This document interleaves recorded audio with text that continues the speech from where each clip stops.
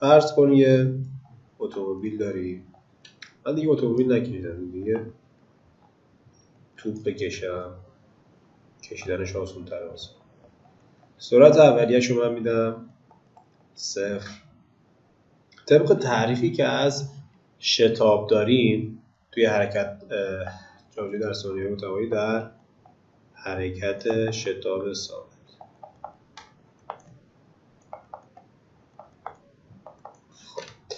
یک ثانیه بعد بچه‌ها سرعتش میشه v0 که 0 بود، یه دونه آ بهش اضافه میشه، یعنی 0 به علاوه آ میشه. یادتون باشه شتابش و تغییرات سرعت، درسته؟ یعنی تغییرات سرعت در واحد زمان. ما وقتی میگیم شتاب من 2 متر بر مجذوب ثانیه است، یعنی در هر ثانیه داره 2 تا به سرعت اضافه میشه، در هر ثانیه داره آ تا به سرعت اضافه میشه. یک ثانیه بعد سرعت من میشه 2آ. یک ثانیه بعد سرعت من میشه 3آ. حالا من میخوام جابجایی ها رو به دست بیارم توی، حالا اینکه بقیه‌شو کاری نداریم. جابجایی رو بخوام به دست بیارم میام چیکار میکنم؟ میام از رابطه طلایی استفاده میکنم. رابطه طلایی رو با اینجا می‌نویسم v1 به علاوه v2 تقسیم بر 2 ضرب در t میشه دلتا x. خب توی اینجا v1 من 0، v2 من آ جمع کنم میشه آ به علاوه 0 تقسیم بر 2، زمانم هم که 1 میشه 1/2 آ. درسته؟ بعدی آ به علاوه 2آ میشه 3آ تقسیم بر 2 ضرب در 1 میشه 3/2 آ. بعدی 2آ به علاوه 3آ میشه 5/2 آ. ببین جابجایی در ثانیه‌های متوالی رو من دارم بررسی میکنم. اول شد 1/2 آ، بعد شد 3/2 آ، بعد شد 5/2 آ.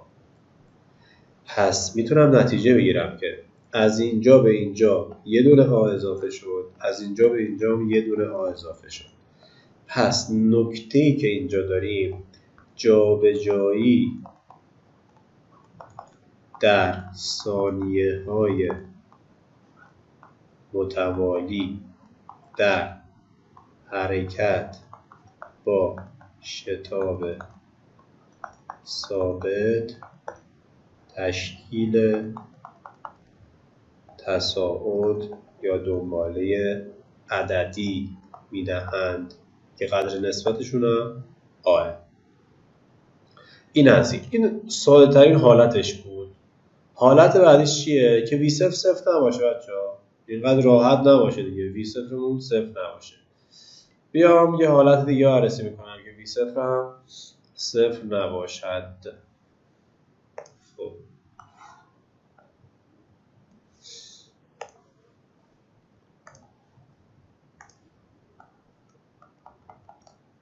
این v0 باشه، یک ثانیه بعد میشه v0 به علاوه آ. یک ثانیه بعد سرعتم میشه v0 به علاوه 2آ. یک ثانیه بعد سرعتم میشه v0 به علاوه 3آ و به همین صورت. باز الان جابجایی رو میخوام توی ثانیه‌های متوالی به دست بیارم. فرمول رو هم اینجا می‌نویسم.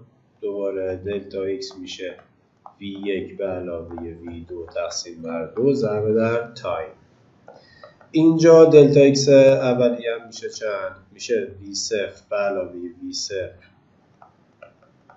به علاوه آ تقسیم بر 2، زمانم هم که 1 که میشه 2 تا v0 به علاوه آ تقسیم بر 2 که میشه v0 به علاوه نیم آ.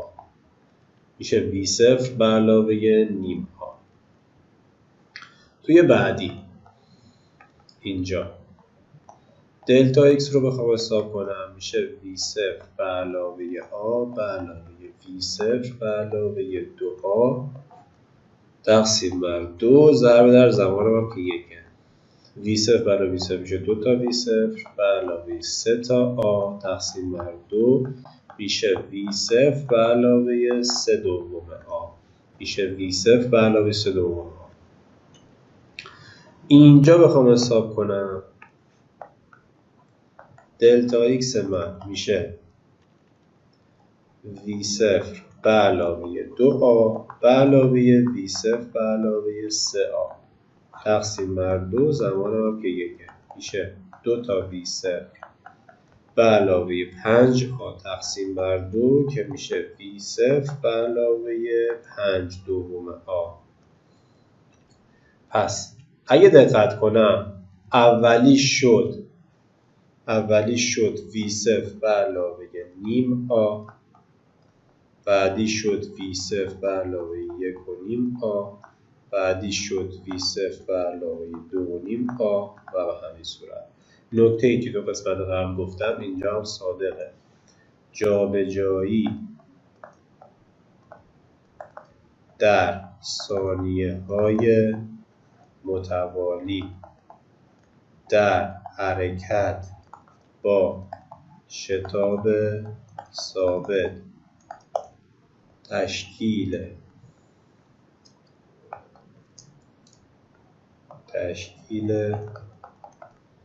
تساعد یا دنباله عددی با قدر نسبت آ میدهند.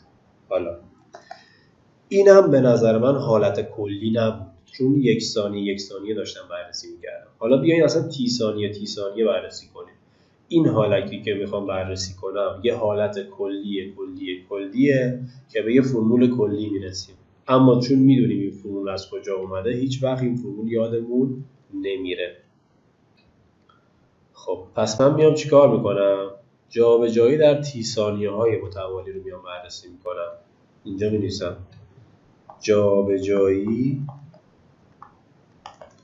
در تی ثانیه های متوالی در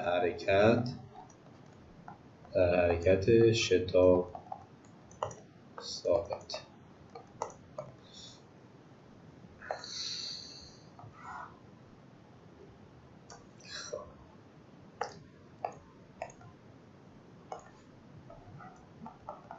اینجا میذارم وی صفر صورت اولیه هم صفر نمیذارم. بچه تی ثانیه بعد من میدونم تو هر ثانیه داره به اندازه آ تا به سرعت اضافه میشه.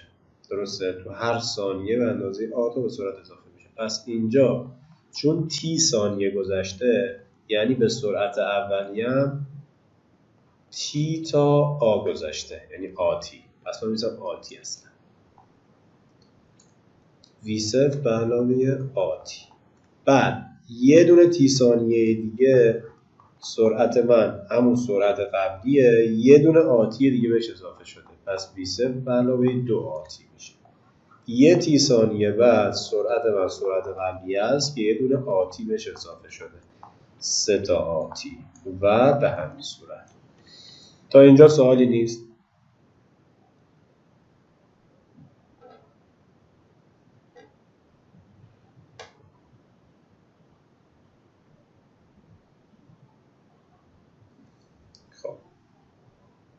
حالا میام توی هر قسمت جابجایی رو حساب کنم. جابجایی اینجا دلتا ایکس من میشه این به علاوه این تقسیم بر 2 ضرب در تی میشه وی صفر به علاوه آتی تقسیم بر 2 ضرب در تی. این میشه اینجا بمیسم با همین رنگ دلتا ایکس هم میشه وی صفر به علاوه وی صفر میشه 2 وی صفر تقسیم بر 2 میشه وی صفر به علاوه آتی تقسیم بر 2 میشه نیم آتی. یه تی هم که توی هر دوتاشون ضرب میشه، این میشه تی میشه تی 2 میشه وی صفر تی به علاوه نیم آتی 2 وی صفر تی به علاوه نیم آتی 2. حالا بعدی دلتا ایکس اینجا رو بخوام حساب کنیم همش دارم از فرمول طلایی استفاده میکنم. وی صفر به علاوه آتی به علاوه وی صفر به علاوه 2 آتی تقسیم بر 2 ضرب در تی. میگم وی صفر و وی صفر میشه 2 وی صفر تقسیم بر 2 میشه وی صفر، یه تی هم که بعدم توش ضرب میشه به علاوه آتی به علاوه 2 آتی میشه 3 آتی تقسیم بر 2 میشه 1.5 آتی، یه تی هم بعدم توش ضرب میشه 1.5 آتی 2. بعدی رو هم حساب کنم دلتا ایکسش بچه‌ها میشه وی صفر تی به علاوه 2.5 آتی 2. خب پس این حالت کلیه که الان اگه من دقت کنم بین هر کدوم از اینا یه دونه آتی 2 اضافه شده. پس من نکته کلی و مهمی رو بهتون میگم. نکته به این صورته که جابجایی در تی ثانیه های متوالی در حرکت شتاب ثابت تشکیل دنباله یا تصاعد عددی یا حسابی با قدر نسبت آتی 2 میدهند. فرمول کلیش هم اینجا می‌نویسم. دلتا ایکس مساویه وی صفر تی. ببین وی صفر تی بین همشون مشترک بود. وی صفر تی بین همشون مشترک بود. توی ثانیه اول میشد نیم تا آتی 2، توی ثانیه دوم میشد 1.5 تا آتی 2، توی ثانیه سوم میشد 2.5 تا آتی 2. پس توی هر ثانیه یه نیم تا داره ازش کم میشه. پس میشه توی ثانیه نو یه نیم ازش کم کن ضرب در آتی 2. پس جابجایی در تی ثانیه انوم رو من به دست آوردم. جابجایی در تی ثانیه انوم رو من به دست آوردم. اینم فرمولش میشه فرمول کلیش. خب این چیزیه که زیاد استفاده میشه. معمولا هم بچه‌ها توی حلش مشکل دارن چون نمیدونن این فرمول از کجا اومده. الان که شما فهمیدید این فرمول همون فرمول طلایی است، قول میدم بهتون بدون اینکه شما این فرمول رو هم بلد باشید توی حل سوالا از روش همون فرمول طلایی میتونید اینو حل کنید. پس این میشه تی ثانیه های متوالی، بازه هایی که بازه های زمانی تی ثانیه که متوالی هست. این هم میشه ثانیه انو. مثلا تی ثانیه انو که بهتون میگم، مثلا من اگه گفتم 4 ثانیه پنجم، اینو مقایسه میکنید با تی ثانیه انوم. به جای تی میذارید 4، به جای ان میذارید 5 توی این رابطه. این هم به همین صورت. بریم سراغ حل سوالایی از این دست. اصلا من بدون نمیگم که از این فرمول استفاده کنید یا نکنید، خودتون بهتر میدونید. برید سراغ حل سوال، خودتون متوجه بشید که کدومش بهتر هست. متحرک از حال سکون با شتاب ثابت در مسیر مستقیم شروع و حرکت می‌کند. جابجایی متحرک در 2 ثانیه اول چند برابر جابجایی آن در 2 ثانیه دوم است.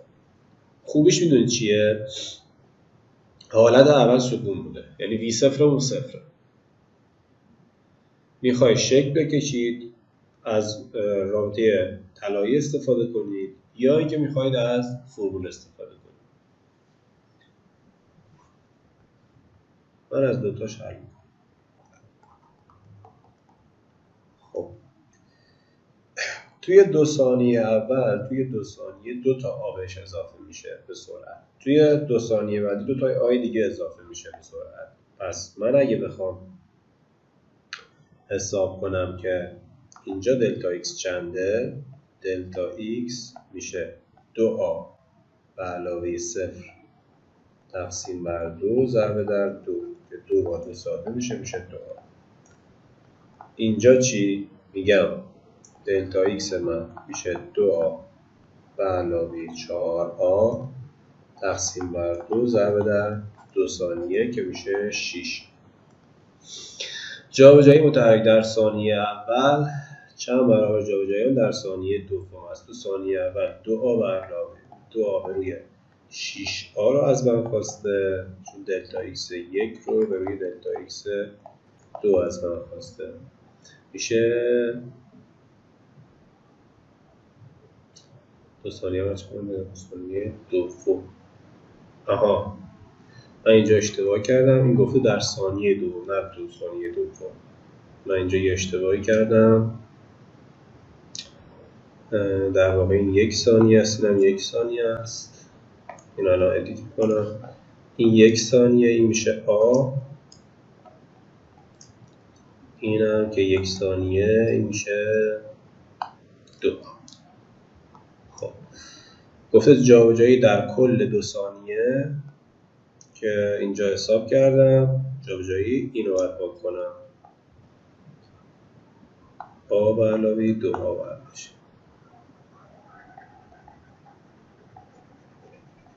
خب 2a به علاوه a تقسیم بر 2 ضرب در 1 ضرب در 1 اینم پاک کنم میشه 3/2 a. الان درست شد. الان 2a به روی 3/2 a با a ساده میشه، دور در دور نزدیک در نزدیک میشه 4/3 یعنی گزینه 4. نرگس درست گفت. خب سوال رو باید خوب بخونید، حتی من هم ممکنه توی خوندن سوال بعضی وقتا اشتباه کنم، چون که مثلا اینجا من جابجایی در ثانیه دوم رو 2 ثانیه دوم خوندم. خیلی چشماتون رو باز کنید، حیفه که همه چی رو بلد باشید برید اونجا به خاطر بی‌دقتی وقت از دست بدید. من نمیگم برید منفی میزنید، وقت از دست بدید، چون مطمئنم برمیگردید و دوباره درست رو گزینه درست